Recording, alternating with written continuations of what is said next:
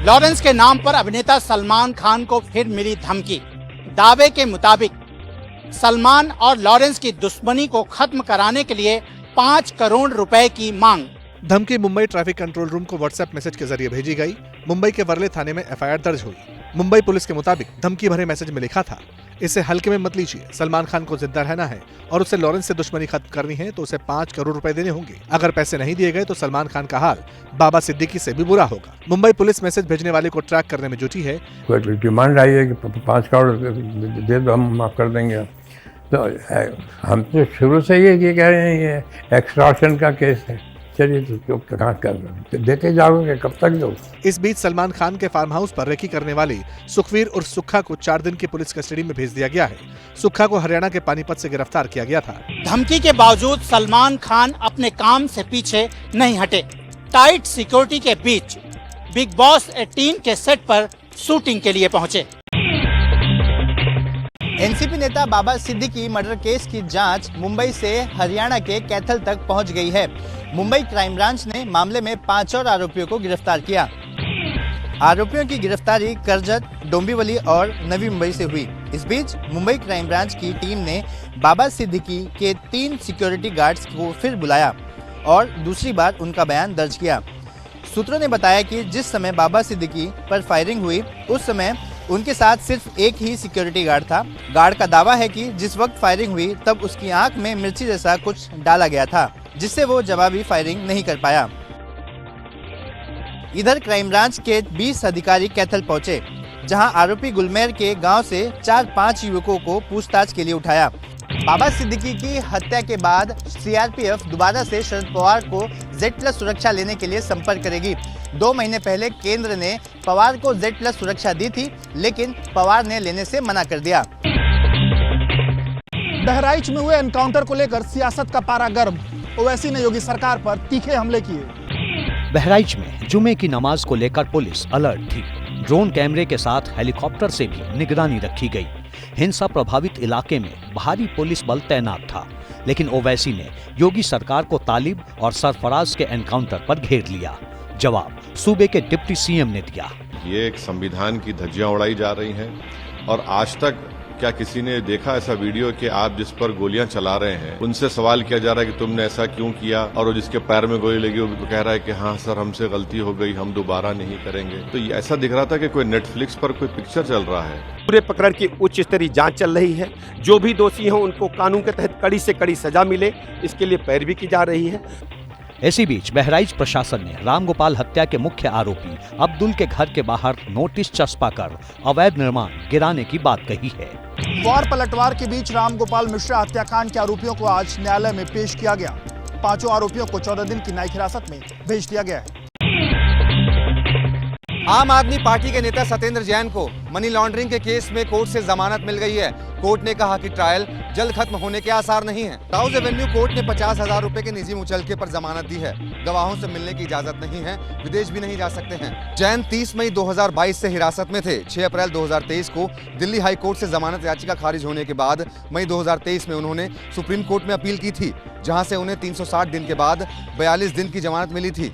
18 मार्च 2024 को supreme court ने सत्येंद्र जैन की जमानत याचिका खारिज कर दी थी, जिसके बाद सत्येंद्र जैन को दोबारा तिहाड़ जेल जाना पड़ा था। बहुत खुशी की बात है, अरविंद केजरीवाल जी का कारमा और बढ़ रहा है और उनकी ताकत दिन प्रतिदिन मजबूत हो रही है। सारे हमारे साथी जो है वो धीरे धीरे जेल से सब बाहर आ चुके हैं। मनीष सिसोदिया को अगस्त में जमानत मिली थी। सत्येंद्र जैन को जमानत मिलने के बाद आम आदमी पार्टी के सभी बड़े नेता जेल से बाहर आ चुके हैं।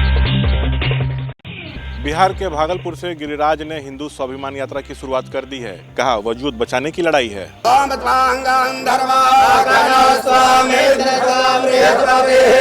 यात्रा शुरू करने से पहले गिरिराज सिंह सुबह 9 बजे भागलपुर के बाबा बूढ़ानाथ मंदिर पहुंचे, पूजा और हवन किया।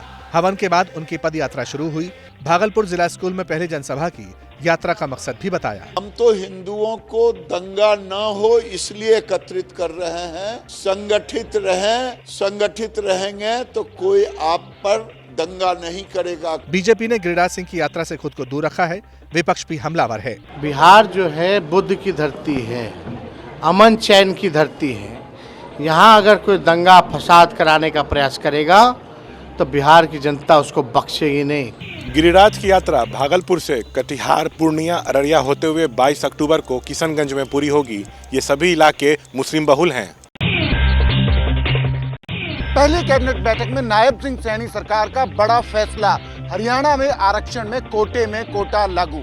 शपथ के बाद पहली कैबिनेट बैठक में नायब सिंह सैनी सरकार ने कोटे में कोटा वाला सुप्रीम कोर्ट का आदेश लागू करने का फैसला किया। इस फैसले से हरियाणा में एससी को मिलने वाले 20% आरक्षण में कोटा सिस्टम लागू होगा। हरियाणा में अनुसूचित जाति की 37 श्रेणियां हैं। अब इन सभी 37 जातियों को अलग अलग कोटा मिलेगा। हमने ये फैसला किया है कि जो वर्गीकरण के ऊपर माननीय सुप्रीम कोर्ट ने कहा था, आज से ही लागू करने का फैसला हमने लिया है। हालांकि सैनी सरकार के इस फैसले का बीएसपी की मुखिया मायावती ने विरोध किया है। सुप्रीम कोर्ट ने अगस्त 2024 में फैसला सुनाया था कि एससी एसटी को कोटे के अंदर कोटा बनाकर आरक्षण दे सकते हैं। उत्तराखंड में 9 नवंबर से लागू हो सकता है समान नागरिक संहिता कानून। रूलिंग और क्रियान्वयन कमेटी ने रूल्स और रेगुलेशन का अंतिम मसौदा सीएम पुष्कर धामी को सौंपा। शत्रुघ्न सिंह के नेतृत्व में बनाई गई रूलिंग कमेटी ने सीएम पुष्कर सिंह धामी को यूसीसी के कार्यान्वयन के लिए रूल्स एंड रेगुलेशन का अंतिम मसौदा सौंप दिया। यूसीसी के ड्राफ्ट में विवाह और तलाक, लिव इन रिलेशनशिप, जन्म और मृत्यु रजिस्ट्रेशन, उत्तराधिकार से जुड़े नियम हैं। समिति की तरफ से सौंपा गया यूसीसी रूलिंग का ड्राफ्ट अब न्याय विभाग के पास परीक्षण के लिए जाएगा। उसके बाद सूत्रों के मुताबिक 23 अक्टूबर को कैबिनेट बैठक में यूसीसी नियमावली रखी जाएगी। घर बैठे ही उनकी समस्याओं का समाधान होना है और सबको सुविधा मिलने की एक अच्छा कानून राज्य के अंदर लागू होगा तो उसकी तिथियों का जल्दी हम ऐलान करेंगे। लोगों को आसानी से यूसीसी के बारे में जानकारी मिल सके, इसके लिए उत्तराखंड सरकार पोर्टल और मोबाइल ऐप भी तैयार करवा रही है। झारखंड एनडीए में सीट शेयरिंग का फार्मूले का हुआ ऐलान। गठबंधन में जेडीयू और चिराग पासवान वाली एलजेपी को भी मिली सीटें। सीट शेयरिंग फार्मूले के तहत झारखंड में बीजेपी 68, आजसू 10, जेडीयू 2 और चिराग पासवान वाली एलजेपी 1 सीट पर चुनाव लड़ेगी। जनता दल यू 2, लोक जनशक्ति पार्टी 1, आजसू 10 और बाकी सीट ऐसा नहीं है कि बीजेपी ही लड़ेगा, कहीं कुछ सरसा में 1-2 इधर उधर हो सकता है। गठबंधन में जेडीयू को जमशेदपुर पश्चिम और तमाड़ विधानसभा सीट दी गई है, वहीं एलजेपीआर को चतरा सीट दी गई है। जल्द ही एनडीए अपने उम्मीदवारों की पहली लिस्ट करेगा जारी। झारखंड में पहले चरण में 43 सीटों पर 13 नवंबर को होना है मतदान। कांग्रेस आला कमान तय करेगा हरियाणा में कांग्रेस विधायक दल का नेता। विधायकों की बैठक में पारित हुआ प्रस्ताव। पर्यवेक्षक अशोक गहलोत, प्रताप सिंह बाजवा, अजय माकन और टीएस सिंह देव की मौजूदगी में विधायक दल का नेता चुनने के लिए चंडीगढ़ में कांग्रेस विधायकों की बैठक हुई। बैठक में पूर्व सीएम भूपेंद्र सिंह हुड्डा समेत सभी विधायक मौजूद थे। पर्यवेक्षकों ने सभी विधायकों से एक-एक कर चर्चा की और उनकी राय जानी। चर्चा के बाद सीएलपी की मीटिंग में प्रस्ताव पास हुआ कि पार्टी अध्यक्ष विधायक दल का नेता तय करे। कांग्रेस के विधायक दल ने जो प्रस्ताव यहाँ पर पास किया है, उसके साथ में हर एक विधायक के जो भी उनका कहना था, सुझाव था कांग्रेस विधायक दल के नेता के बारे में, ये सब हम इकट्ठा करके कांग्रेस के नेतृत्व को हम आज ही दे देंगे। भूपेंद्र सिंह हुड्डा ने 2 दिन पहले ही दिल्ली में विधायकों की बैठक कर अपनी ताकत दिखाई थी। भूपेंद्र सिंह हुड्डा के घर हुई बैठक में हरियाणा कांग्रेस के 37 में से 31 विधायक शामिल हुए थे। एमवीए में 260 सीटों पर बनी सहमति, 28 सीटों पर फंसा पेच। 2 दिन में हो सकता है सीट शेयरिंग का ऐलान। सीट शेयरिंग पर मुंबई में 2 दिन चले मंथन के बाद उद्धव ठाकरे ने कहा है कि बातचीत आखिरी चरण में है। अगले 2 से 3 दिन में सीट शेयरिंग का फॉर्मूला फाइनल हो सकता है। सूत्रों के मुताबिक एमवीए में 260 सीटों पर सहमति बन गई है। जिन 28 सीटों पर सहमति नहीं बनी है, उस पर शरद पवार, उद्धव ठाकरे और कांग्रेस के दिग्गज नेता फिर चर्चा करेंगे। आज एमवीए के प्रतिनिधिमंडल ने मुख्य निर्वाचन अधिकारी से मुलाकात की और वोटिंग लिस्ट में फर्जीवाड़े की शिकायत की। इस बीच समाजवादी पार्टी ने एमवीए नेताओं की टेंशन बढ़ा दी है। अखिलेश यादव के महाराष्ट्र दौरे के बीच समाजवादी पार्टी कांग्रेस पर सीट के लिए दबाव बना रही है। हरियाणा में पराली जलाने वाले किसानों पर सीधी एफआईआर होगी। पराली जलाते पकड़े गए तो मंडी में फसल भी नहीं बेच पाएंगे। हरियाणा में पराली जलाने की अब तक करीब 600 घटनाएं दर्ज हो चुकी हैं। कैथल में सबसे ज्यादा मामले सामने आए हैं। रोहतक और अंबाला में भी पराली जलाने के मामले सामने आए हैं। हमारे किसान अगर कोई पराली जलाता है उसको समझाएं, अगर कोई भी इंस्ट्रूमेंट की आवश्यकता है सब्सिडी के ऊपर हम उपलब्ध करा रहे हैं। इस बीच पंजाब के मुख्यमंत्री भगवंत मान ने पराली के मुद्दे पर पीएम मोदी से सभी राज्यों के मुख्यमंत्रियों की मीटिंग बुलाने की अपील की है। पराली जलाने को लेकर सुप्रीम कोर्ट केंद्र सरकार के panel commission for air quality management के साथ साथ पंजाब और हरियाणा की सरकारों की फटकार लगा चुकी है। उमर अब्दुल्ला कैबिनेट की पहली बैठक में जम्मू कश्मीर को पूर्ण राज्य का दर्जा दिलाने वाला प्रस्ताव पास।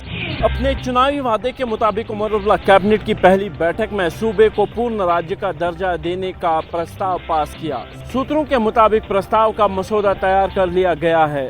सीएम उमर अब्दुल्ला जल्द ही दिल्ली में पीएम मोदी से मुलाकात करेंगे। उमर पीएम को प्रस्ताव का ड्राफ्ट सौंपेंगे। वहीं बीजेपी नेताओं का कहना है कि केंद्र ने पहले ही जम्मू कश्मीर को पूर्ण राज्य का दर्जा देने का वादा किया है। ऑलरेडी स्टेटहुड की कमिटमेंट सेंट्रल गवर्नमेंट ने की है और हमें यकीन है कि मौजूदा वक्त में स्टेटहुड वापस आ जाएगा। सूत्रों के मुताबिक विवाद से बचने के लिए प्रस्ताव में अनुच्छेद 370 और 35A के मुद्दे को नहीं छुआ गया है। इसे लेकर पीडीपी ने उमर अब्दुल्ला सरकार पर सवाल उठाए हैं। जम्मू कश्मीर को स्टेटहुड दिलाने की मांग की याचिका सुप्रीम कोर्ट में भी है। कोर्ट जल्द ही इस याचिका पर भी सुनवाई करेगा। विधानसभा चुनाव की तैयारियों में जुटी आम आदमी पार्टी का एक और दांव। दिल्ली सरकार ने फिर शुरू की जय भीम योजना।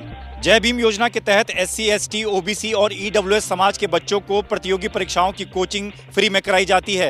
योजना के तहत 12वीं पास करने या ग्रेजुएशन के बाद संबंधित ग्रुप के बच्चों को मेडिकल, इंजीनियरिंग, रेलवे, UPSC या अन्य नौकरियों के लिए कोचिंग की फीस दिल्ली सरकार देती है। गरीब लोग, दलित समाज के लोग, OBC समाज के लोग, उनके बच्चे इंटेलिजेंट हैं लेकिन उनको सहूलियत नहीं मिलती। हमारी सरकार का मकसद है उनको वही सहूलियतें दिलाना, उनको वही अवसर मुहैया कराना जो अमीरों के बच्चों को मिलते हैं। दिल्ली में 2017 में जय भीम योजना शुरू हुई थी। बाद में दिल्ली सरकार ने योजना के तहत युवाओं को 2500 रुपये महीना भी देना शुरू किया था। पहले कोरोना और फिर केजरीवाल के जेल जाने के बाद से ये जय भीम योजना बंद हो गई थी, लेकिन अब विधानसभा चुनाव की आहट के साथ ही दिल्ली की जय भीम योजना फिर शुरू हो रही है। मैसूर शहरी विकास प्राधिकरण घोटाले में ईडी का एक्शन। हुडा के कार्यालय में ईडी की हुई छापेमारी, अधिकारियों से की गई पूछताछ। ईडी के 12 अधिकारियों की टीम मैसूर में मुडा ऑफिस में जांच के लिए पहुंची। ईडी की टीम ने मुडा कमिश्नर AN रघुनंदन समेत अन्य अधिकारियों के से जानकारी ली। ईडी की टीम ने 50-50 स्कीम से जुड़े अधिकारियों से पूछताछ भी की। 50-50 स्कीम के तहत ही सीएम सिद्धरामैया की पत्नी को मैसूर के पॉश इलाके में 14 प्लॉट्स अवार्ड किए गए थे। मुडा की जमीन घोटाले से जुड़े मनी लॉन्ड्रिंग के एक मामले में ईडी ने सिद्धरामैया समेत कुछ लोगों के खिलाफ केस दर्ज किया है। ईडी की टीम ने छापेमारी के बाद मुडा के दफ्तर से कई अहम दस्तावेज कब्जे में लिए हैं। इसमें विपक्ष ने एक बार फिर से सीएम सिद्धरामैया का इस्तीफा मांगा है। दिल्ली में यमुना को साफ करने वाले वादों की फिर से खुली पोल। दिवाली और छठ पूजा के पहले ही दिखने लगी पानी के ऊपर एक मोटी परत। पहली नजर में आपको लगेगा कि ये बर्फ की मोटी चादर है। हो सकता है कई लोगों को ये अंटार्कटिका की तस्वीरें भी लगे, लेकिन ये प्रदूषण की मार झेलने वाली दिल्ली की यमुना नदी है, जो हर साल की तरह इस साल भी गंदगी की वजह से जहरीली हो चुकी है। गंदे नाले और फैक्ट्री के केमिकल वेस्ट की वजह से यमुना में झाग की काफी मोटी परत बन गई है। कालिंदी कुंज और ओखला बैराज के पास हालात चिंताजनक हैं। सीवेज ट्रीटमेंट प्लांट का वेस्ट भी पानी में मिलकर इसे जहरीला बना रहा है। दिल्ली प्रदूषण नियंत्रण कमेटी की एक रिपोर्ट के मुताबिक पानी में सॉलिड वेस्ट की जो मात्रा है वो लगातार बढ़ रहा है और इसीलिए ये पानी पूजा करने वालों के लिए बहुत ज्यादा खतरनाक साबित हो सकता है। प्रधानमंत्री नरेंद्र मोदी 3 महीनों में दूसरी बार रूस जाएंगे। प्रेसिडेंट पुतिन समेत कई राष्ट्रों के प्रमुख नेताओं से मुलाकात होगी। रूस के कजान शहर में ब्रिक्स समिट होनी है। प्रधानमंत्री मोदी 22 और 23 अक्टूबर को होने वाली समिट में शामिल होंगे। ब्रिक्स देशों के राष्ट्राध्यक्षों के साथ द्विपक्षीय बातचीत भी हो सकती है। समिट में चीन की ओर से राष्ट्रपति शी जिनपिंग भी शामिल होंगे। ब्रिक्स ब्राजील, रूस, भारत, चीन और दक्षिण अफ्रीका के पहले अक्षरों से बना है। ब्रिक्स की स्थापना साल 2009 में हुई थी। मकसद सदस्य देशों के बीच आर्थिक सहयोग बढ़ाना है। ब्रिक्स देशों का मुख्यालय चीन के शंघाई में है। इसी साल इजिप्ट, इथियोपिया, ईरान, सऊदी अरब और यूएई ब्रिक्स में शामिल हुए हैं। इससे पहले प्रधानमंत्री मोदी जुलाई के महीने में मॉस्को गए थे। अगस्त के महीने में उन्होंने यूक्रेन का दौरा भी किया था। पाकिस्तान में लगातार दूसरे दिन भी जमकर बवाल हुआ है। इमरान खान की पार्टी ने लाहौर से कराची तक शाहबाज हुकूमत के खिलाफ मोर्चा खोला। पीटीआई ने पहले ही प्रदर्शन का ऐलान किया था, जिसे लेकर पहले ही इस्लामाबाद को छावनी में तब्दील कर दिया गया था। इसके बावजूद इमरान समर्थकों ने जमकर हंगामा किया। कराची में भी पीटीआई के कार्यकर्ताओं ने कई सड़कों को बंद कर दिया। प्रदर्शनकारियों और पुलिस में भी जमकर झड़पें हुई। दूसरी तरफ लाहौर के कॉलेज कैंपस में छात्रा से बदसलूकी की खबर के बाद से छात्र भी 2 दिन से प्रदर्शन कर रहे हैं। रावलपिंडी में पुलिस और छात्रों के बीच जमकर झड़प हुई। लाठीचार्ज के साथ आंसू गैस के गोले दागे गए। प्रदर्शन से शहबाज सरकार खौफ में है। पाकिस्तान के पंजाब प्रांत में स्कूल कॉलेज अगले 3 दिनों के लिए बंद कर दिए गए हैं। याहिया सिनवार के खात्मे के बाद इजराइल ने हमास को ऑफर दिया है। इजराइल ने कहा कि अगर बंधकों को रिहा कर दिया जाएगा तो वो जंग रोक देंगे। नेतन्याहू का ये बयान ऐसे वक्त आया जब सिनवार के आखिरी पलों का एक वीडियो सोशल मीडिया पर सर्कुलेट हुआ। इसमें सिनवार एक जगह बैठा हुआ है, उसके हाथ में डंडा था। इजरायली ड्रोन कैमरे ने पूरा वाकया कैद किया। धूल में लिपटा सिनवार ड्रोन को देखता है और फिर उसकी तरफ डंडा उछालता है।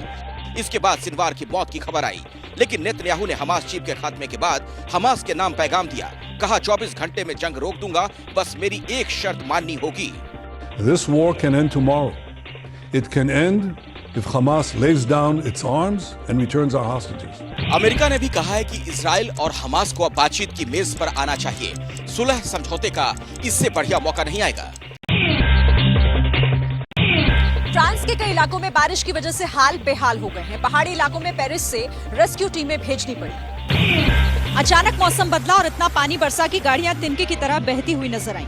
कई कार पूरी तरह पानी में डूब गई। नदियों का पानी शहर को डुबोने पर आमादा हो गया। कुदरत की मार की झकझोर देने वाली तस्वीरें साउथ ईस्ट फ्रांस से सामने आई है, जहां कई शहर अचानक हुई बारिश की वजह से तालाब बनते नजर आए। आर्डेक इलाके में तो 2 दिन के भीतर 700 मिलीमीटर बारिश हो गई। कार के साथ ट्रैफिक साइन और मवेशी भी बहने लगे। लियोन शहर में तो अथॉरिटीज को रेड अलर्ट घोषित करना पड़ा। पानी की वजह से हाईवे पर आवाजाही बंद कर दी गई और ये किसी झरने जैसा दिखाई दिया। राहत और बचाव के लिए पेरिस से 1500 लोगों की टीम को रवाना किया गया है। इस बीच ग्लोबल वार्मिंग को लेकर भी एक नई जानकारी सामने आई है। पृथ्वी पर तापमान बढ़ने की वजह से गंभीर परिणाम भुगतने होंगे। चीन में लगातार दूसरे साल आबादी में बड़ी गिरावट दर्ज की गई है और इसी को लेकर बीजिंग एक सर्वे करा रहा है। सर्वे का मकसद चीन की घटती आबादी की वजह जानना है। ये पता लगाया जाएगा कि चाइनीज कपल्स परिवार बढ़ाने से क्यों कतरा रहे हैं। 30,000 लोगों की टीम सर्वे करेगी। चीन की 150 काउंटीज में सर्वे होगा और ये इसलिए होगा क्योंकि चीन बूढ़ों का देश बनता जा रहा है। सर्वे के जरिए कपल्स को आबादी बढ़ाने के लिए जागरूक किया जाएगा। 1979 में चीन में सिंगल चाइल्ड पॉलिसी यानी कि एक दंपति एक बच्चा नीति बनाई। जन्म दर गिरने से 2016 में कपल्स को 2 बच्चों की मंजूरी दी गई। हालात नहीं सुधरे तो 2021 में 3 बच्चों की परमिशन दी गई। बावजूद इसके चीन में लगातार दूसरे साल आबादी में गिरावट दर्ज की गई है। फिलहाल चीन में करीब 112 पुरुषों पर 100 महिलाएं हैं। सुप्रीम कोर्ट ने OTT प्लेटफॉर्म्स की निगरानी के लिए बोर्ड बनाने की मांग वाली याचिका खारिज की। कहा ये नीतिगत मामला है, इसे सरकार देखेगी। याचिका में ओवर द टॉप प्लेटफॉर्म्स यानी OTT और अन्य डिजिटल स्ट्रीमिंग सर्विसेज की सामग्री की निगरानी और रेगुलेशन के लिए स्वतंत्र बोर्ड बनाने की मांग की गई थी। याचिका में कहा गया था कि देश में फिल्मों का सर्टिफिकेशन केंद्रीय फिल्म प्रमाणन बोर्ड करता है, लेकिन OTT के कार्यक्रमों के सर्टिफिकेट के लिए कोई व्यवस्था नहीं है। याचिका में कहा गया था कि सख्त निगरानी की कमी के चलते OTT पर विवादास्पद सामग्री का प्रसारण होता है, जो कि संविधान के अनुच्छेद 19 के तहत अभिव्यक्ति के अधिकार का दुरुपयोग है। त्योहारों की सीजन में प्याज की बढ़ती कीमतों को लेकर केंद्र सरकार ने किया बड़ा फैसला। अगले कुछ दिनों में लगातार चलाई जाएंगी कई स्पेशल ट्रेन। जिस वक्त प्याज वाली ट्रेन की खबर आई, उस वक्त सड़क पर बिखरे सैकड़ों किलो टमाटर की तस्वीरें वायरल हो रही थी। बेंगलुरु से दिल्ली के लिए टमाटर वाला ट्रक चला था। 1800 किलो टमाटर थे, लेकिन झांसी में ट्रक पलट गया। रात भर पुलिस ने पहरेदारी की ताकि 100 रुपए किलो वाला टमाटर लूट न जाए। इधर सरकार ने प्याज को लेकर नया फैसला किया है। उपभोक्ता मंत्रालय के मुताबिक पहली कांदा एक्सप्रेस ट्रेन 20 अक्टूबर को दिल्ली पहुंच जाएगी। दूसरी कांदा एक्सप्रेस ट्रेन लखनऊ और तीसरी नॉर्थ ईस्ट के राज्यों के लिए चलाई जाएगी। खुदरा बाजार में प्याज की कीमत 55 रुपए किलो से 80 रुपए किलो चल रही है, लेकिन केंद्र सरकार का दावा है कि मंत्रालय के जरिए यानी कि NCCF और नाफेड के जरिए इसे 35 रुपए प्रति किलो में उपलब्ध कराया जाएगा। बिहार में जहरीली शराब से हुई मौतों को लेकर राजनीति तेज हो गई है। विपक्ष सरकार पर हमलावर है। तेजस्वी यादव ने सोशल मीडिया पर फोटो शेयर कर नीतीश कुमार पर निशाना साधा। जहरीली शराब से 100 से ज्यादा लोगों की मौत का दावा किया। डिप्टी सीएम ने जवाब देने में देर नहीं की। ऐसे अपराधी जो इसके पीछे कहीं न कहीं छुपे हैं, राजद से जुड़े हैं, ऐसे मानसिकता के लोग बचेंगे नहीं। सरकारी आंकड़ों के मुताबिक जहरीली शराब से 35 लोगों की मौत हो चुकी है। बिहार में 1 अप्रैल 2016 से शराबबंदी लागू है। एक रिपोर्ट के मुताबिक तब से अब तक करीब 150 लोग जहरीली शराब से अपनी जान गंवा चुके हैं। काशी विश्वनाथ मंदिर में नई व्यवस्था। बाबा विश्वनाथ के सुलभ दर्शन की फीस घटी।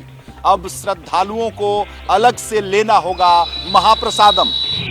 काशी विश्वनाथ मंदिर प्रशासन ने अहम बदलाव किए हैं। मंदिर प्रशासन ने बाबा विश्वनाथ के सुलभ दर्शन का शुल्क 300 रुपए से घटाकर 250 रुपए कर दिया है। श्रद्धालुओं को अब अलग से प्रसाद खरीदना पड़ेगा। अब 120 में मिलेगा 200 ग्राम का महाप्रसादम। पहले सुगम दर्शन करने वाले श्रद्धालुओं को मंदिर प्रशासन प्रसाद भी देता था। अब श्रद्धालुओं को प्रसाद नहीं मिलेगा। 50 रुपए का प्रसाद पहले अनिवार्यता दिया जाता था, वह कंपोनेंट समाप्त किए जाने के कारण अब 250 रुपए में सुगम दर्शन का टिकट जो पहले का मूल्य था उसी मूल्य में मिल रहा है। बाबा विश्वनाथ को चढ़ने वाले बेलपत्र, चावल के आटे और ड्राई फ्रूट्स को मिलाकर प्रसादम तैयार किया जा रहा है। इसे अमूल के सहयोग से मंदिर प्रशासन खुद तैयार करा रहा है।